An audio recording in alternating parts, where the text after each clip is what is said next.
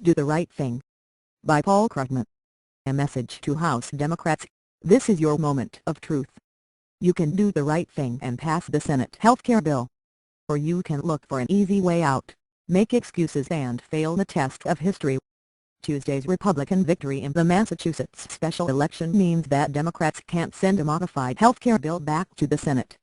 That's a shame, because the bill that would have emerged from House-Senate negotiations would have been better than the bill the Senate has already passed. But the Senate bill is much, much better than nothing.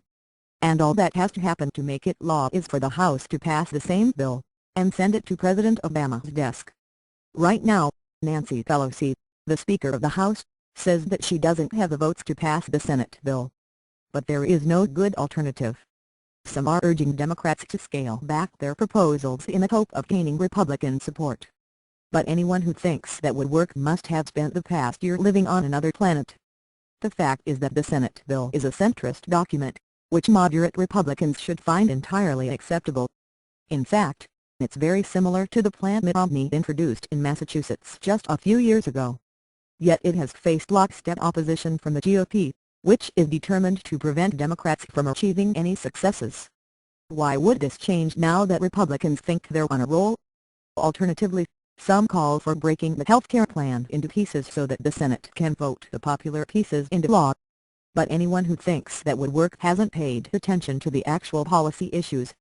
Think of healthcare reform as being like the three-legged stool. You would, rightly, ridicule anyone who proposed saving money by leaving off one or two of the legs. Well, those who propose doing only the popular pieces of healthcare reform deserve the same kind of ridicule. Reform won't work unless all the essential pieces are in place. Suppose, for example, that Congress took the advice of those who want to ban insurance discrimination on the basis of medical history, and stopped there. What would happen next? The answer, as any healthcare economist will tell you, is that if Congress didn't simultaneously require that healthy people buy insurance, there would be a death spiral. Healthier Americans would choose not to buy insurance, leading to high premiums for those who remain, driving out more people, and so on. And if Congress tried to avoid the death spiral by requiring that healthy Americans buy insurance, it would have to offer financial aid to lower-income families to make that insurance affordable, aid at least as generous as that in the Senate bill. There just isn't any way to do reform on a smaller scale. So reaching out to Republicans won't work, and neither will trying to pass only the crowd-pleasing pieces of reform.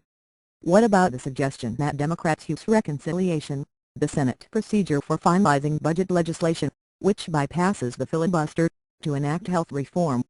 That's a real option, which may become necessary and could be used to improve the Senate bill after the fact. But reconciliation, which is basically limited to matters of taxing and spending, probably can't be used to enact many important aspects of reform. In fact, it's not even clear if it could be used to ban discrimination based on medical history. Finally, some Democrats want to just give up on the whole thing. That would be an act of utter political folly. It wouldn't protect Democrats from charges that they voted for socialist health care. Remember, both houses of Congress have already passed reform.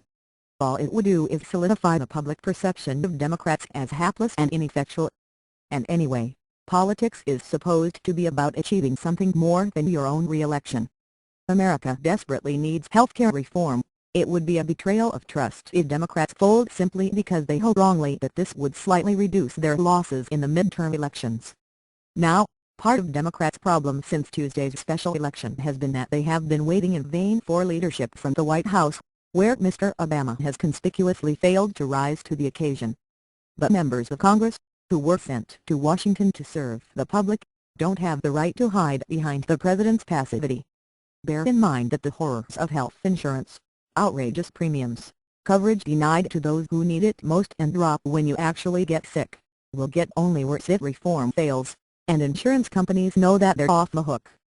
And voters will blame politicians who, when they had a chance to do something, made excuses instead.